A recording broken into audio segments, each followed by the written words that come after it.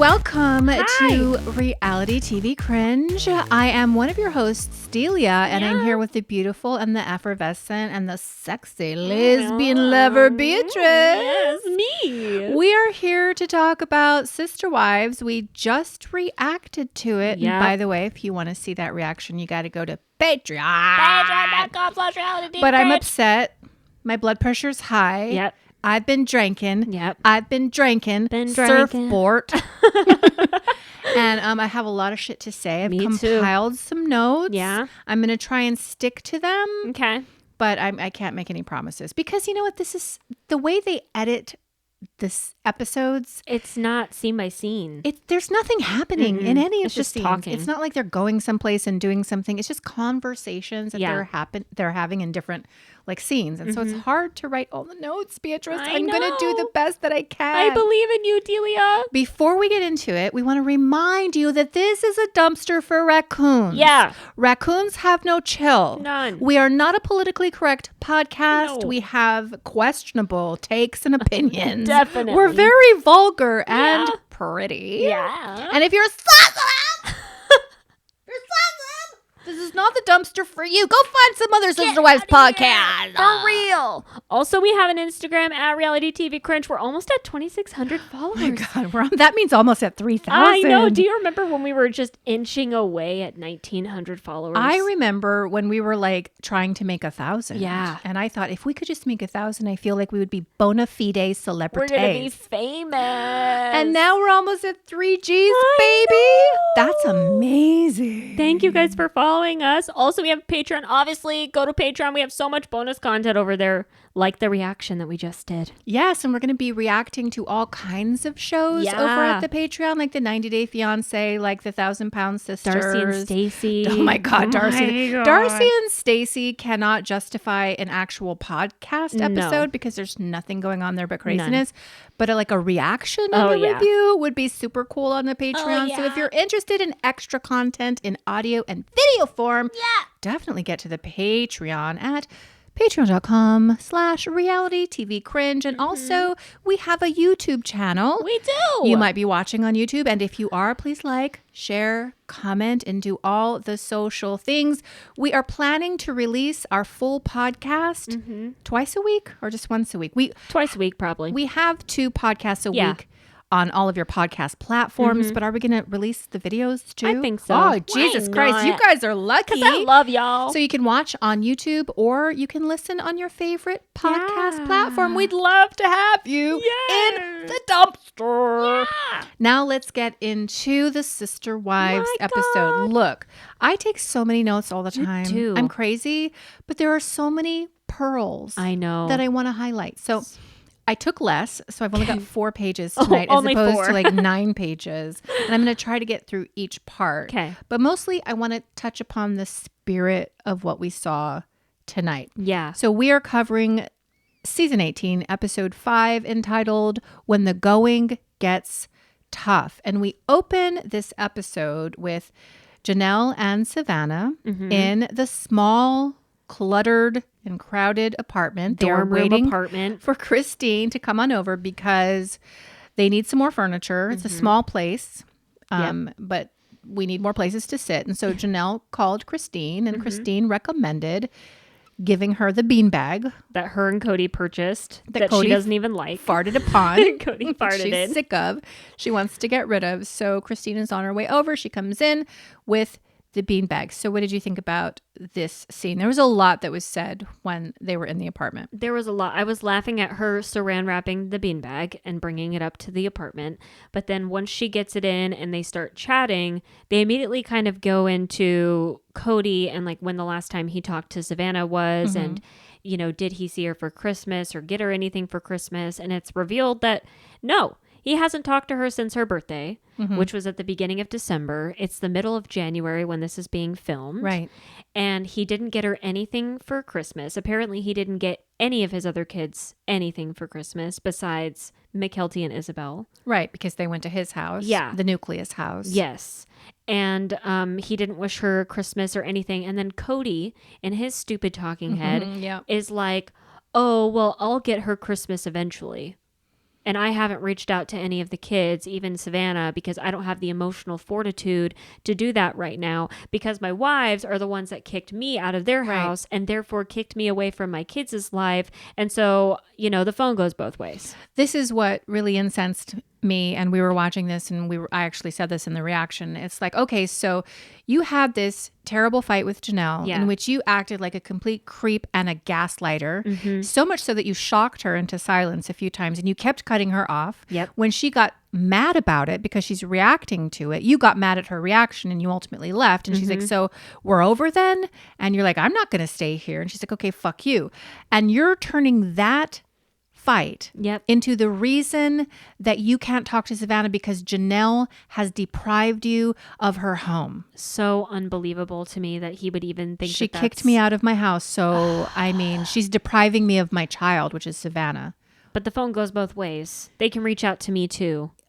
I mean, I feel like we are saying things that most people who have a brain in their head and are even somewhat sentient understand. If you're the parent, the onus is on you to call your own fucking kid. Savannah's a minor. She's a sweet, sweet girl. She's done nothing to you, and it's Christmas. And of course, we see Janelle like, what the fuck, dude? This is what really shocked me was that he sent nothing for Christmas.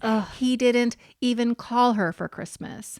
And how do you have an excuse for that? He doesn't have an excuse at all. And he didn't even send a gift home with McKelty and Isabel for Savannah. So he didn't even think about her, didn't care. And then in his talking head, he's like, I'll get it to her eventually. It's the middle of January. Wow. It's the middle of fucking January. And I wonder when he got it to her, because obviously he's saying that while he's on the couch in the future, in his interstitial talking head. Right. Did he ever get it to her? Probably not. Was it months later? Was it weeks later? Probably not. Probably nothing. That's just really fucking sad. Like, and I don't get it. I advocate for parents all the time. Yeah. I hate to be a broken raccoon record. Parents make mistakes. But the thing is we all continue to grow in our lives, hopefully. And at some point you realize, oh shit, that was a mistake. I shouldn't have done that. Let me make amends for that. Right. And like, this man is in his 50s making these kinds of terrible, narcissistic, selfish mistakes. There is no excuse. The fact that you'd sit on the couch in the future, so months after this actually happened, and make excuses for it, speaks to how unintelligent and disturbingly narcissistic you are. And I hate you. We do not prefer you so much, Kody Brown. It's so fucked up that he's punishing his kids for the wives not being loyal to him. It is so unbelievably messed up. They haven't done anything to you. Maybe Garrison and Gabe, I guess. If you're going to punish anybody, you shouldn't. But like, you're going to punish freaking Savannah? Right. She's done literally nothing. Nothing. She reminds me of my little sister, like so quiet, such a sweet little personality. Right. And you're really going to just goes along to get along, never causes any problems, loves mommy and daddy unconditionally. And this is the kid you're just going to shit on, and you're going to make excuses for it in your talking head. Wow. Unbelievable. And Christine is a lot like us.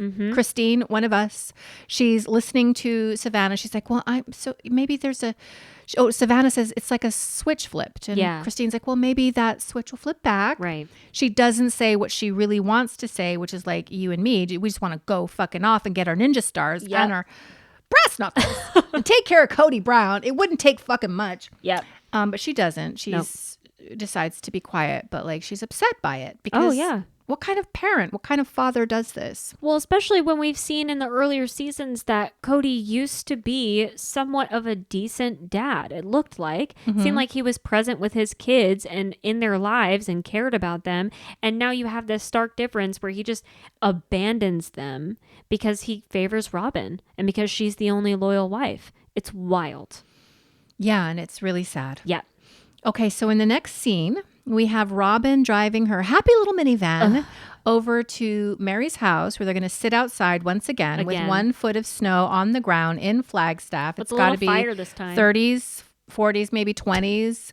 But I mean, it's fireside chats with Mary and Robin, and they're here to download and talk about Christmas. Yeah. And Robin's really depending on Mary to have her back. And to get more information from her too. To get more information, but also to be just a sounding board for her to continue to be on her PR marketing campaign about what a victim she is. She's hoping Mary will sit there and let her vomit all this bullshit all over her and not challenge her. And guess what? Mary does. Mary does not challenge her. No. Oh, she sits there. She sits there and does not challenge her. It's really fucking frustrating watching this conversation. But they start by talking about Christmas. Yeah. And Robin mentions that McKelty and Isabel, or Aspen. Oh, Isabel. Sorry, I get them all mixed up. I know. I'm sorry. McKelty and Truly and Isabel went to Kody's after the Christmas that Mary was invited to, and they had the second Christmas. And this is a bit of a surprise to Mary. Yeah, Mary straight up says, I don't even know why she's telling me this, because I didn't have any idea that they were even doing Christmas together, and I would have loved to be included. And she wasn't. And this makes me think that Robin did this on purpose. I think they intentionally left Mary out of this particular Christmas. They had her there for the actual Christmas because they had to, because she was the only one willing to be there with them. But when it came to the kids being there with all of the gifts and everything, they're like, yeah, no, screw you, Mary. Yeah, but on the couch, Robin says, oh, I didn't know that she didn't know. And That's I'm like, a lie. how did you not know that Mary didn't know? That's a because lie. you know Kody's not going to call her. Yep.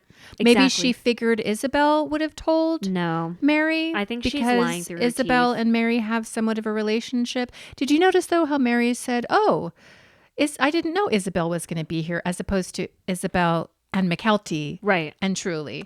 So Mary only gives a shit about Isabel. I guess. But I'm like, Robin, you would be the one to tell Mary that the kids were coming over. You would be the one to actually invite her, but you didn't. No, and she's got to keep up the whole clueless act. She can't say, oh my God, I'm sorry. I overlooked it. I should have thought about that. I apologize. But again, she cannot take ownership for anything. No, she just smiles and she's like, oh, okay, well, I guess we can't communicate very well either. Okay, Robin. God. She starts talking again about she doesn't know what happened in the family. Like, COVID revealed who they really are, but she's just so confused. I don't know what happened. I joined at the latter part of all the marriages, and so I didn't see. I have no idea, and I hate this bullshit that she does. I hate it. And she keeps saying, I heard that it was so bad. It was so bad for many years, but when I came into the family, it seemed like everything was good.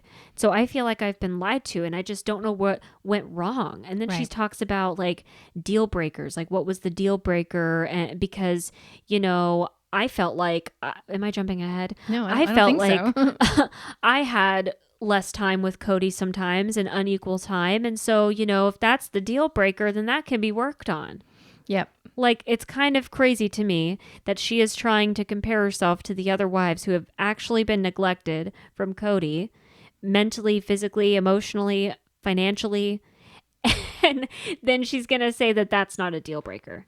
Yeah. Not having your husband around at all it should not be a deal breaker. For them. For them. It would be for me. Yeah. But not for them. Right. And she speaks specifically about the relationship with Kody and Christine and how Kody has been telling her that there were problems for many years with Christine. And then Mary says something like, well, then there must have been many problems with me and Kody because look where I am with him. Right. So you can't really say that about Christine and not say that about me. And that kind of led us into these interesting conversations where Christine is talking about how they tried to get back to normal after Robin entered the family, because what kept them together initially, the three of them and Kody before Robin, was this vision that they had for their polygamous life to raise all of these kids under one roof, and that kept them fueled. Right. But then she came and they tried to adjust, but they never could get back to that original family vibe. And then Janelle says something like, yeah, when Robin came into the family,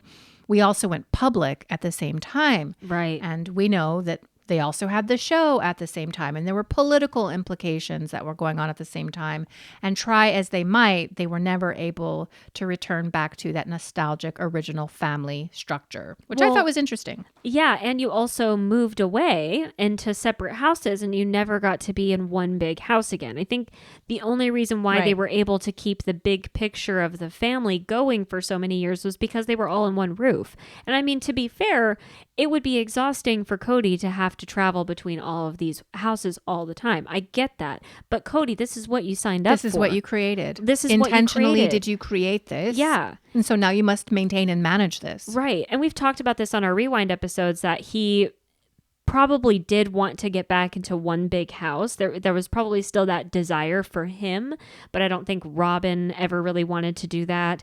And so she made it sure that it never happened ever again. The closest they ever got to was that freaking cul-de-sac in Las Vegas, but we know from this episode that he couldn't even be equal with his time there. No. So it's just Kody not taking responsibility and being the patriarch of the family and managing his time well between all of these families. He got selfish and he got lazy and he wanted to be with Robin and her breakdancing punani the entire time. Yes. But I mean, previous to that, he did the same thing with Christine. Right. And so we have this conversation between Robin and Mary where Mary tells her that early in the relationship, during one of the Christmases, that Christine, I guess, who was new to the family, because Christine said this happened in Wyoming. Yeah. I don't know the timeline necessarily, but Kody got all these presents for Christine, and it was like gift after gift after gift, and it was really sweet, but there was nothing for Mary. And then somebody asked, well, what about Mary? And then Janelle went and got a hoodie, and Kody gave her an unwrapped hoodie, and she's like, yeah, a little bit too late, sir. Yeah. So I said to you, well, it just seems to me like he's always had this inability to divide his time equally, or to divide his interest and his attention equally. So he's always had the proclivity to shirk wives. Right.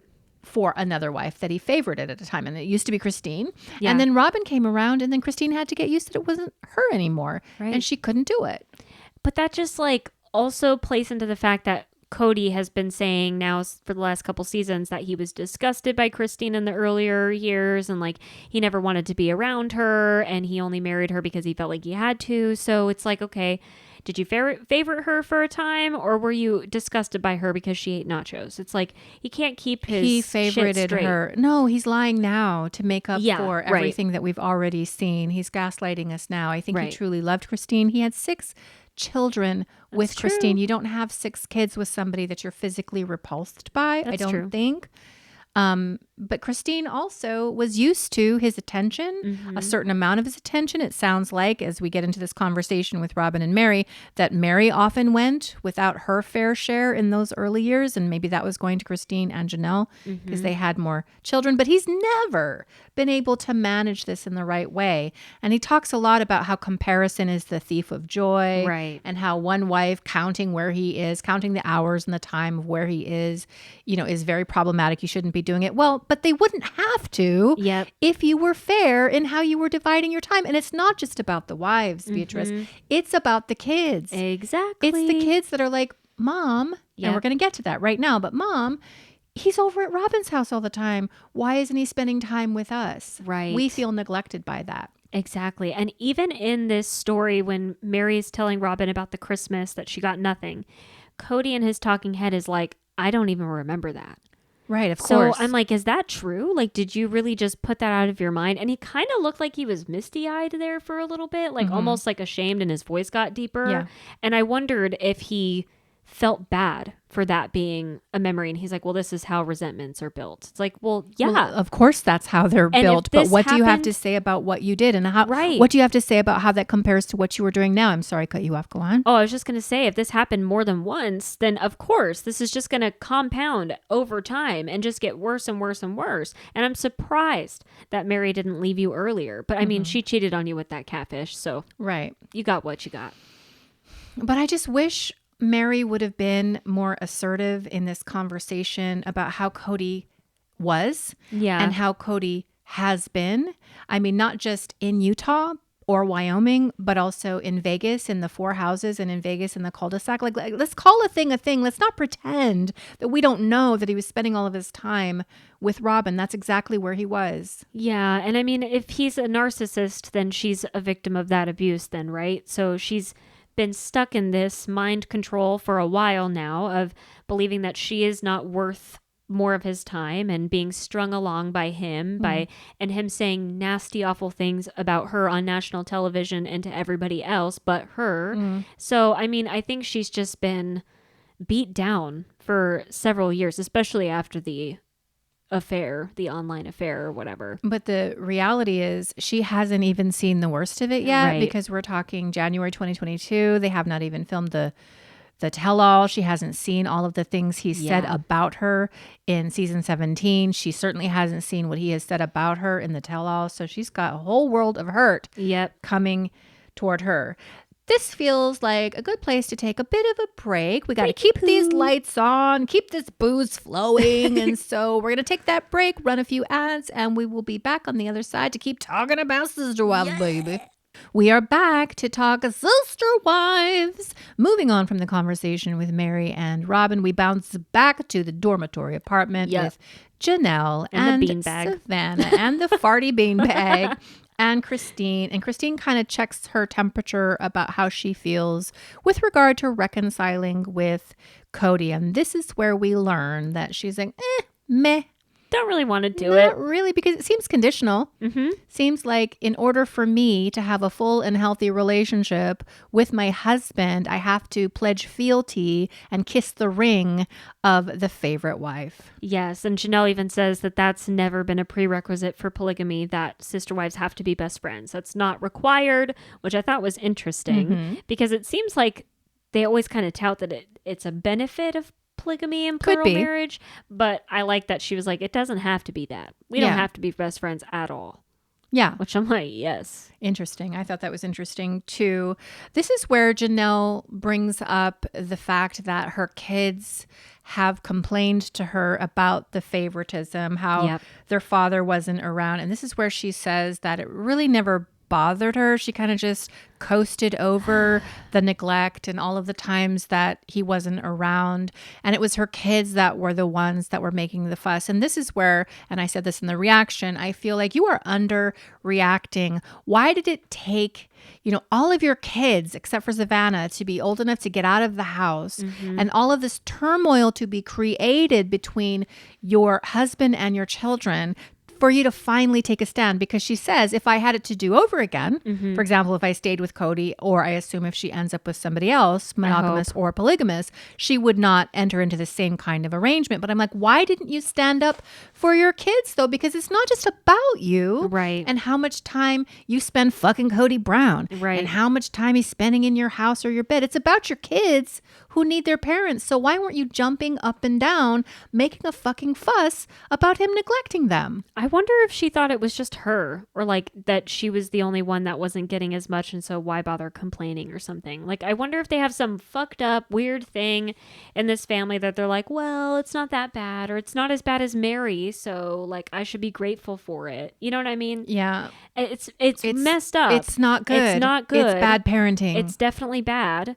And if your kids are actively being like, Mom, our dad does not care about you, doesn't care about us. He's spending all of his time with Robin. Why aren't you doing something about it? Yeah, like, Janelle, why aren't you doing anything? And for this same reason, we could ask Christine the same question. Right. Like, why'd you tolerate it so long? Why are you tolerating this? It's not just about you. It's about what I need from my parents. It's about what the healthy home life should look like for me, the child, not just you and your marriage. So I don't know. There's so much Janelle worship and so much Christine worship. It's true. And I'm like, you guys could have done things very, very differently. Janelle, you certainly could have structured your finances in a much different way so that you weren't left high and dry when you're 50 years old and your daughter isn't sitting here crying because her fucking father hasn't called her or even thought about her for 6 weeks. Like, this is something you are complicit in. That's the point that I'm trying to make. Well, maybe they thought it would be better. Maybe they thought it would get better eventually because they knew Kody when he was good and when he was a good dad and when he cared about them. I really think it's more about faith with Janelle. I think that she, out of everyone currently, is clinging to her faith. Yeah. And she wants to do right by the promises that she has made. And she talks about separation. Right. She talks about divorce, which I guess for them is called something like release. Well, it's like a spiritual divorce type Right, of thing. spiritual divorce. Yeah. And so she's not released at this time and she doesn't know if she wants to be. So she's kind of in the middle. But I think she's trying to be faithful to her faith. And so maybe that's why she feels justified in not necessarily taking a harder stand with Kody. But you know what? I don't respect it. I don't either. I just don't fucking respect it. Nope. And even Christine, when Janelle says she's maybe open to polygamy in the future, she's like, I mean, I honor your choice to be in polygamy or anybody's choice, but I just don't get it. Nope. And is it just me, but that also bothers me? Why? Because she spent so many seasons being rah for polygamy and getting upset and offended when anybody criticized or questioned polygamy. Yeah. And now because you decided to leave Kody, now polygamy sucks. I mean, now it's bad. Right. And let me ask you, Beatrice, does she have a responsibility anywhere to make it right? What do you mean? We talked about this in some other episode, some other pod. Like, you spent many years selling polygamy to the public. Yeah. You probably led women and men into this lifestyle because they believed the bullshit that you were peddling. And now all of a sudden you're like, yeah, polygamy sucks. Do you have a responsibility to say something about that? I think so. How you lied, why you lied, what the lies were, and how do you make that right? Or why you changed your opinion. Like, that's fine if you changed your mind after all of these years because you realized that it does actually fucking suck and it doesn't benefit everybody in the arrangement unless you have a perfect husband who can equally divide his time between all of the wives and the families. Yeah, she needs to at least say something, I think. I think so, too. It kind of bugs me. Yeah. It kind of sticks in my craw.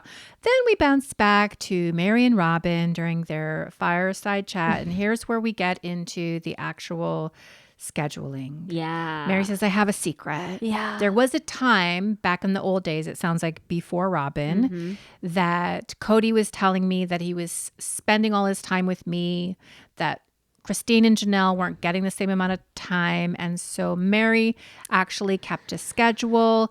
And at the end of the schedule keeping, she determined that was a lie. She was less than a third. Less than a third. Yeah. And this is when Robin Brown opens her mouth to say, well, that's interesting because I have the same secret. There once was a month or two where I as well kept a schedule. And as it turns out, I wasn't getting a fair amount of time. Yeah, because Kody was spending his whole time, the whole month or two, with Christine because she was complaining about not getting enough time. And I felt neglected. Cut to Kody saying he did a little experiment wherein he spent the majority of the month with Christine because she was always complaining. Yeah, always complaining. I'm over at somebody else's house and she was wrong. So I thought, well, let me see how Christine acts if I spend my majority of time with her. Let's see if she's happy. And you know what? She was happy. Yep. What he's implying is Christine's only happy when the other wives aren't getting their fair share. Right, which is not true at all. But Christine does say in her talking head that, yeah, there was 1 month in Vegas that I got him and I got his full attention and it was great. It was really nice. And I got him for as much time as Robin did. So not necessarily 25 full days consecutive, baby. But she got the majority of the time for him. And she's like, but for 1 month, that was out of all of the 59 months or something that she said. That's all she got. Yes. And it was just an experiment. Yep. It wasn't just actually because he wanted to be with her or because he wanted to make up for time he hasn't spent with his kids. Nope. It's just to see if you're going to quit your bitching. Yep. If this will help satiate you for at least a year or so. Right. And it just so happens that that's the 1 month that Robin kept her schedule so that she could, for such a time as this, so she could bring it out and say, you know what, I actually kept a schedule too. Yeah. And I didn't get as much time as Christine. Whatever. Did I complain about it? No, because you're complicit with Kody in having him do this experiment. You think she wasn't complicit? She absolutely was. She definitely was. And I just couldn't believe the audacity of her to even bring up this scenario after Mary is literally saying, yeah, I was less than a third. So, Robin, your little month or two experiment that you didn't get to have Kody there for that whole time when your kids were supposedly struggling because they couldn't see their dad. My kids are terrible. Where's my papa? Like, you're literally going to use that to try and relate to Mary, who has been neglected this entire time. Deeply neglected. For like 10 years. Abused, I would say. Abused for sure. Isolated. It's so gross. And you can kind of see on Mary's face, like, the feeling of her being like, really, bitch? Well, and here again, I say, Mary, you should fucking speak up and tell the truth. Yep. You want to say that you don't take sides, but here is actual evidence that you're taking sides. Because if you were a real one, you would call this motherfucking shit out because you were living in that cul-de-sac too, my lady. Exactly. And you knew where Kody was. Yep. They all knew. They all knew where Kody was. And here we get into a bit more of a breakdown of how he spent his time. We have Christine. Well, first we have Janelle saying, when we got to Vegas, this is when everything started to fall apart. We had the 4 houses separately. Then we got the cul-de-sac. And that's where Kody started to spend an inordinate amount of time with Robin. Then we have Christine coming in on a talking head saying that he would stop by my house between 5 and 6 o'clock. Only in the evening. Only in the evenings. And then he'd go back to Robin's. And I was trying to figure out, and Raccoons, maybe you can drop a comment or let us know what you think. But does that mean he just came by for dinner and then went back to Robin's? That's what it sounds like. Or did he like stay the night and maybe in the morning he went back to Robin's? Well, I do know that when they got into the cul-de-sac and everything, they were kind of alternating nights, supposedly. But that was also around the time where like Robin would try to keep him there longer, like there longer in the morning, so he didn't have to go over to Christine or Mary or wherever's house. So it was kind of a time where like where Robin was kind of manipulating it a little bit to get more and more time from him. And remember how she would go over to Mary's when Kody was with Mary? Right. So she'd get extra time doing that as well. Exactly. So this leads us into the talking head of Kody. So he's on the couch and he's explaining why the wives might think this part pissed me off. He was actually over at Robin's house when he wasn't actually spending time with Robin. And it was because Robin created this space in her house so that he could have an office, created some space for him in the garage so he could do whatever he does in a garage. You're not telling me that guy can fucking work on cars. This man is not handy. This man is not a handy man. Nope. She gave me a space in the garage. She gave me an office. So I would go there to do my work. I wasn't spending time with her though. And then Robin and her freaking talking head is like, yeah, they're making a lot of assumptions about what he was doing at my house. He wasn't always spending time with me. My kids would also whine about how they didn't get to see. My kids would whine about how they didn't get to see their dad very often. I'm like, you are so full of shit. Such a bitch. You are so I hate full of it. So what it so sounds much. like to me, he's only going over to Christine's in the evenings. He's popping over just to do his due diligence. And Kody and Robin are like, yeah, I wasn't spending time with her the whole entire time. So I was working. Feels like to me, because he's on the couch, it's a talking head that the producers have told him what the wives are saying, and the producers have told Robin what the wives are saying, and so they're concocting this elaborate story that he's just in the office. He's not actually spending time with Robin. But I was on with Out of Crystal Ball's Instagram page, and she made a post about how somebody close to the family claims that when Kody was over at Robin's house, he was always in the bedroom. He was taking naps. He was in the bedroom, or he was with the kids. You could always see him like holding Saul. So this is just fucking bullshit. And if you want to talk about space in a house for an office, then why aren't we talking about Mary and her fucking huge empty house with multiple bedrooms and a fucking wet bar? Why isn't that a better place for you to set up your laptop for your job that doesn't actually exist? When have you ever had a proper job while you've been on Sister Wives? Why do you need to be in an office anyway? It's just so it's just... It's just such bullshit, Beatrice. It's sorry. No, it's just such bullshit. She's writing down the edit. It's just, I'm upset. It's just, it's awful. It's ridiculous. ridiculous. And then Kody, I can't remember if this is the part in his talking head when he's like saying that the wives have concocted this idea that he was favoriting Robin only during COVID, right? And that they're pretending like the time in the past he was also favoring her, right? And that he was unequal with his time. He's like, I wasn't. I was very equal. I was spending all of my time at all of the wives. They all each got their own time with me, right? I'm like, so you are really trying to say that the only time the wives have ever brought up an issue of favoritism is only during COVID? No, COVID just heightened it because you spent months. Now you had an excuse. Yes, to stay there and avoid the rest of your family, right, and completely cut off contact with them because they're having social lives or they're not following your stupid COVID rules. Like you literally wasted a whole year without wasted knife in the kidneys. Wasted a whole year with Robin and didn't see any of your kids for months, like 9 months, I think Gabe said. And you're trying to say that that's the only time that it was unequal. Right. Okay. It's like an exercise in futility, trying to do a forensic investigation on who might be telling the truth and what the schedules actually were and what the timeline was. It's like nobody is telling the full story. Nope. And while it was happening, they were lying to us, pretending it was all a happy situation. So it's like, why even bother? I know. Like, they're going to lie. We're not going to believe them. Christine's going to call it out. And we're going to love that. And this is kind of when we start getting into the part where Robin's like, I always felt like Christine and I could have had a friendship.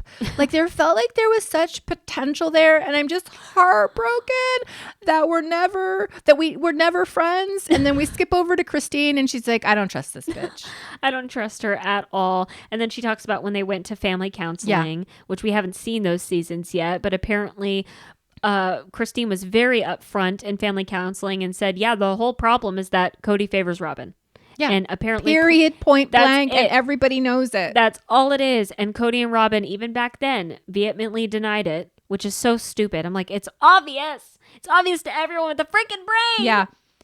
And Christine's like, so since they denied it and she's continued to deny it, I don't trust her. And you know what? Even if she asked me now to be friends, even if she came up to me and said, I want to be friends, I would still say no. I would still reject her ass. And she also referred to the past. If she had asked me back then to be friends, if she ever actually did extend an olive branch, which she is now claiming to have done, which she never actually fucking did, I would have said no because I cannot trust you because you are a liar. She's a snake. And you also don't care about anybody's family but your own. Nope. You see how much time Kody spends at your house. You know that it is not equal. You don't care about my kids because if you cared about me and if you cared about my kids and Janelle's kids and Mary's kid, you would make sure that Kody was over there if you cared about polygamy. Exactly. But you know what? Robin has never been a polygamist. No, she hasn't. And she was never part of a polygamist family. Her stepfather at best was a bigamist. Yep. Her mother was the second wife. She lived separately. She doesn't know how to do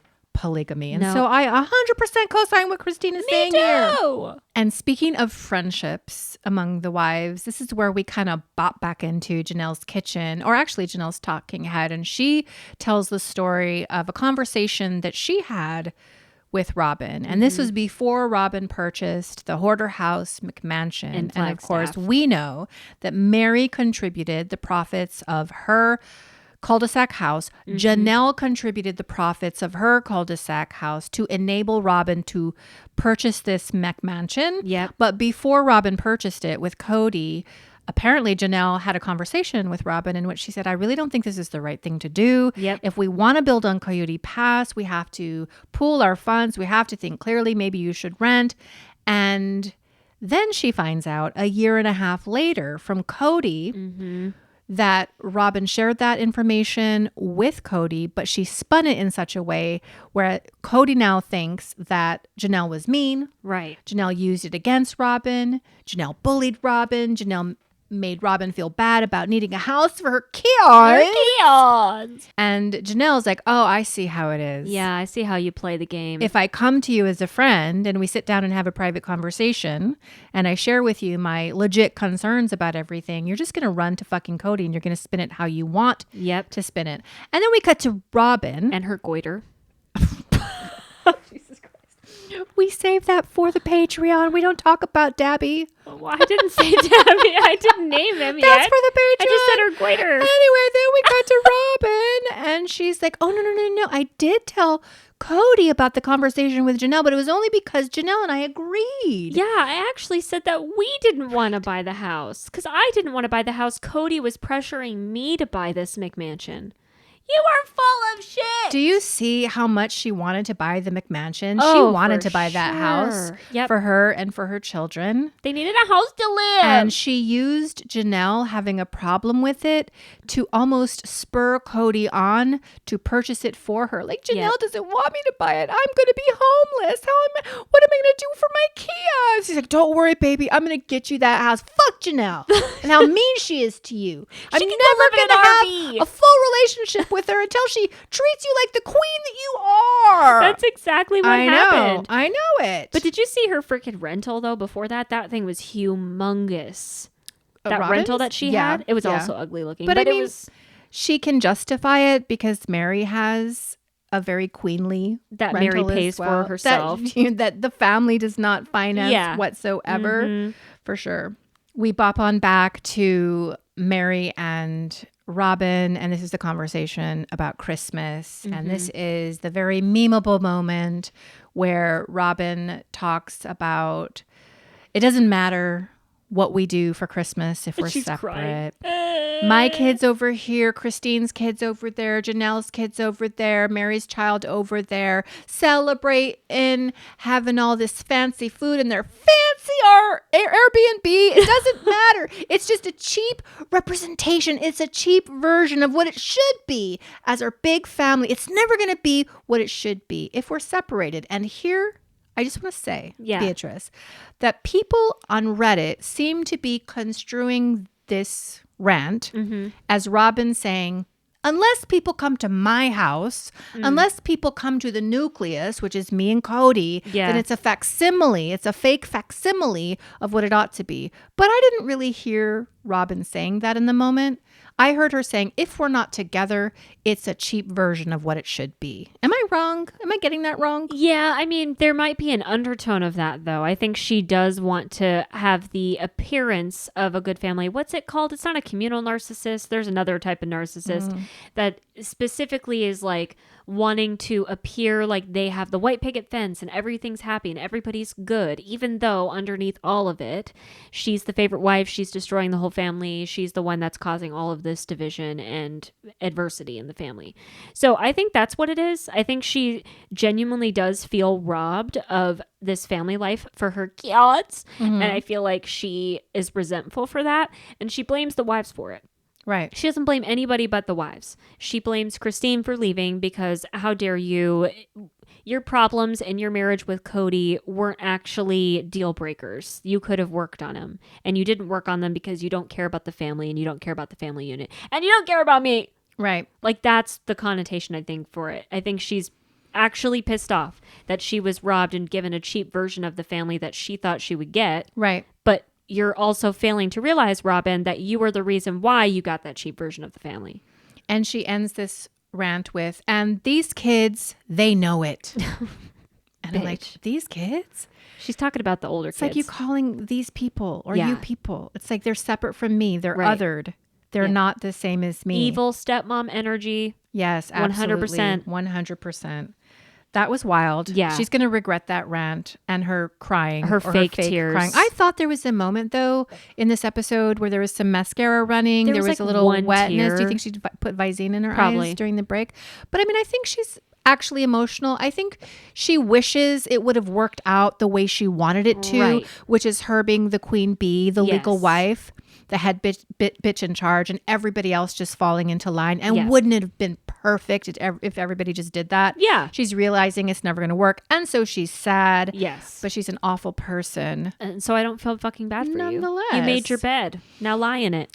Next, we go over to Salt Lake City, baby. We've got Christine, who's happier than she's ever been, unencumbered from these bitches, Kody and Robin. She's like, I'm about to turn 50. 50 years old. Ripe old age of 50. So excited. And so she's sitting down with Aspen, who is gorgeous. Yes. And McKelty. And they're planning her birthday party. And McKelty's like, why don't we do a 1950s birthday for your 50th birthday? And I'm just thinking, isn't that kind of rude, though? Like, aren't you calling your mom old? What do you mean? Because 1950s? They're choosing a 50s decade? Yeah, because if you're 1950s, you'd be like 70 right now. You know what I mean? Well, but I mean, I didn't get that at all. I didn't think about that. I just thought it was like cute. Like, let's do a sock hop. Let's do an ice cream social. Yeah, whatever. Let's play some 50s music. It'll be fun. She's your old mom. Let's do a 1950s birthday. Christine is just excited because it's this idea that she doesn't have to have the tension that is always around for every Brown family function. This is her own fucking shit. Yeah. She's going to be happy. She's about to get a matchmaker in the next episode. Yeah. She's about to get a deep digging from that 60-year-old man. She's about to start living her life. She doesn't have to worry about those bitches, Beatrice. No, she doesn't. And so they start going over the guest list. And McKelty brings up, what's her name? Janelle, Mother Janelle, mom. Kody's mom. And I'm like, why? Yeah, she's like, well, because I guess Christine and her had a good relationship. Nonetheless, her son is the dude that your mom is divorcing. Yes. And then she's like, and dad's best friend? And I'm like, what? She's like, I think dad's best friend is a yes, but Grandma Janelle is a no. And then she's like, just kidding. I don't think dad's best friend she's always extra. I'm like, you don't have to plan everything. You don't know what's best for everyone. I know you think you do, but I hate you. I know. You're a lot like your dad. Yep. You run defense and interference for Robin and Kody, so I don't want to see you on my television. Nope. Sorry. The sooner you can get off my television. Is she being paid also by TLC? Probably. Because she's an adult by now. But I'm like, I don't want to see you here if you're just going to be like trying to be Team Kody and Team Robin. Like, I don't. Boring. We don't need it. And we don't believe it. Nope. And we're not buying it. Nope. And for all of you raccoons who are a part of their Patreon, I don't want to shame you because I love you. Yeah. Because you're also in the dumpster hanging out with us, but I don't get it. No. I'm just telling you.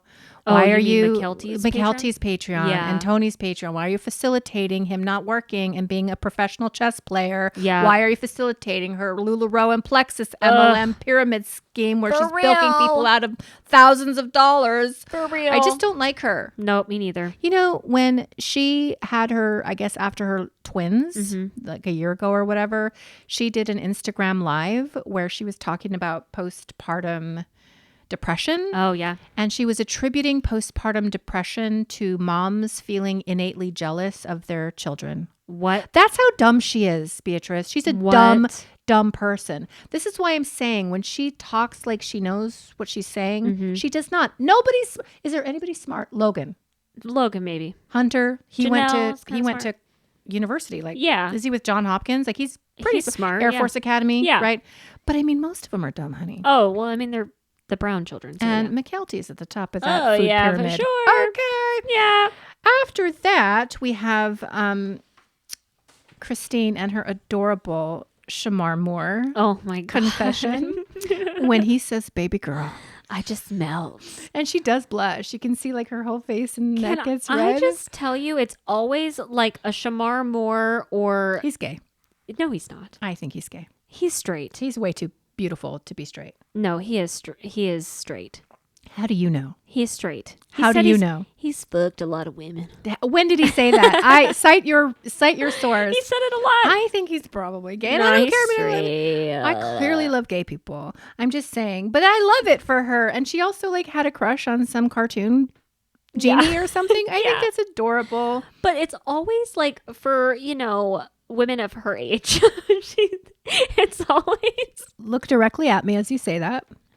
Go ahead. I'm just saying, it's always the stereotypical two people that they're always obsessed with. It's either Shamar Moore or it's Jason Momoa. It's always those two. Well, I'll have you know, when Jason Momoa was younger and he was surfing and he was handsome. In board shorts, and when he was fucking Khal Drogo, nobody could touch Khal Drogo. There was nothing more sexy than Khal Drogo. I mean, I'm sorry, but that doesn't make me a boomer. That just means I have eyes and I'm heterosexual. I'm just saying. I don't think Shamar Moore is like. No, but I'm saying it's either one or the other. Because he's gay. He gives off gay vibes. Anybody else? He's just hella metro. I love that. I want him to be empowered in his metro. gayness. Okay. Then we bop on over to Mary. She's in her car. She's driving to Parowan, Utah, to the haunted B&B, which it has a ghost. It does have a ghost. And very terrible wallpaper. Yep. And Jen is running it now.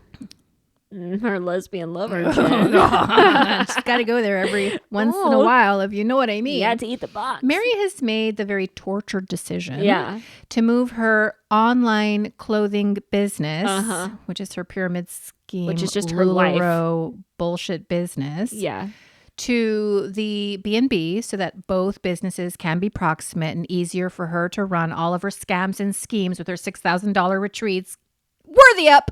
But she's not leaving, though. She wants everybody to know she's not actually moving, but I think she's totally moving. She's not moving. Yeah, she doesn't move until 2023. She's moving. Objectively, factually, she does not move until she's going to spend more of her time there. But she's not moving. And I think she's doing it this way. She's doing what Christine is doing. She's going to come back every couple of weeks and stay in her big, fucking, lonely, isolated, haunted rental in Flagstaff. Yeah. Because she wants to give Kody the appearance that the door is still open. She's still willing to try. If at some point, Kody, you get a wild hair and want to stick that thing up in this, you want to stick your pencil. I'm here. I come back to Flagstaff every 2 weeks. Yeah, that's why she's saying she's anxious because she doesn't want to tell Robin. Because heretofore, Robin has begged her not to leave Flagstaff because she's her only friend. Yep. The only one left of the family that's actually trying to keep the family together. And so Mary's worried about what she's going to say to Robin, but she just has to do this. Yeah. And ultimately, we know, because we live in the current year of our Lord 2023, that Mary does finally separate and or divorce from Kody and moves to Utah. But right now, we're kind of in this transitional stage. I wonder how Robin's going to take it. I wonder if we get to see that next episode. I hope so. I hope she cries. She'll probably cry. She'll be like, you're leaving me? And Mary's going to be like, no, I'm not leaving. But yeah, I am kind of leaving. Yeah, you have to leave. This episode ends with Christine saying that she has watched for years as Kody has strung Mary along, and he has been mean. Yep. He has been cruel. Talking shit about her. Talking mad shit about Mary. And she knew, just by watching Mary, that he would have done the same thing to her if she had stayed. Yeah, and that's why she left. And I loved that. Total fire sign energy. Her just being like, I'm not putting up with this crap. The second he cut off intimacy with her was the time she was like, okay, I can't do this. Yep. I'm not doing it. Refuse. Stand an empowered queen. Then we get to the preview. We see all this bullshit with Christine getting a matchmaker when I think she meets David. Online. We also see Mary still worrying about telling Robin, and I could care less. Just break it to her. Break it to her in the harshest way possible. And then we see Janelle walking up into, is it Salsa Brava? For an appointment. I thought it was Salsa Brava. It looked like it, huh? Is it? Or maybe it's the Fat Olives I bet it's with all the lemons. But she's going into some sort of a meeting with Kody Brown in which she says, yeah, bitch, I think I want to stay separated. Yep. And Cody's shocked a little bit. He does look surprised. Yeah, like, how dare you, Janelle? Remember when Brown, his pop, liked Janelle the best. Thought she was a whippersnapper and a firecracker. And he's like, you got a good one with Janelle. I think that's always playing in his mind that my dad loved Janelle best. Yeah. And so this idea that Janelle is going to leave him, I think it is surprising him. But at the same time, I think he's intentionally orchestrated everything so that she would leave. Of course. He wants everybody to leave him so he doesn't have to actually say those words to everybody else. And then he can play the victim forever and ever and ever and say that all of my wives left me because of a miscommunication, a misunderstanding, because Robin actually just cared about all of them and they just never bothered to have a relationship with her and her kids. Miss me with your bullshit. For real. Well, thus ends this episode of This Sister was a Wives. good episode. This was a good, there's a lot of conversational tidbits which I don't mind that were dropped. Yeah, there was a lot of good things. I just want it to become more overt. Yes. I want Mary to start speaking up. I need more from Janelle than just like information about the religion. Right. I want more details about what's been going on in this family that we have all sensed as psychic raccoons. Yeah. In the psychic dumpster. Yeah. We've been sensing it for a long time. Like, I want more overt details. Thank you. Yeah. Thank you. And I'm a little worried because I'm like, you're showing, obviously, in these talking heads, some of these wives and Robin and Kody, what everybody else is saying as it's being filmed. And I'm like, don't be doing this instead of a tell-all. You better give me a tell-all at the end of the season. We are going to raccoon riot if we don't have a tell-all. Better get a tell-all. You better get rid of this Suki lady. She ain't the one. Nobody bring on likes Cameron her. Hall. You better bring on somebody who has the nerve. Yeah. Well, the uniqueness, the charisma, uniqueness, nerve, and talent to ask Kody and Robin the hard questions. And what if there was a world in which we could get all of these bitches in one room? And so when somebody lies, like flat out, you've got somebody else in the room that can say, oh, that's a fucking lie. Calling him out. Jesus. Was it too much to ask? We've been watching for a decade. We deserve it. To ask that we have a fair and real tell-all? We deserve it. I'm worked up. We've been watching all of this. I'm a little drunk. You are a little drunk. I'm worked up. With a half a drink. Hey. I'm skinny. Yeah. I mean, I don't have a lot of body fat, and so it doesn't take much to get this little girl wasting away. Tipsy. Well, in light of all this, is there anything else that we need to say to these beautiful raccoons of Beatrice? Well, if you love our podcast, I really hope that you give us a 5-star review on your favorite podcast platform. And rate us on all of them. 5 stars. Thank you. And if you're on YouTube, don't forget, comment, subscribe, share, do all the social things. It really helps us to grow the dumpster. And that is what we are all about. Yes. And until next time, peace out. Bye.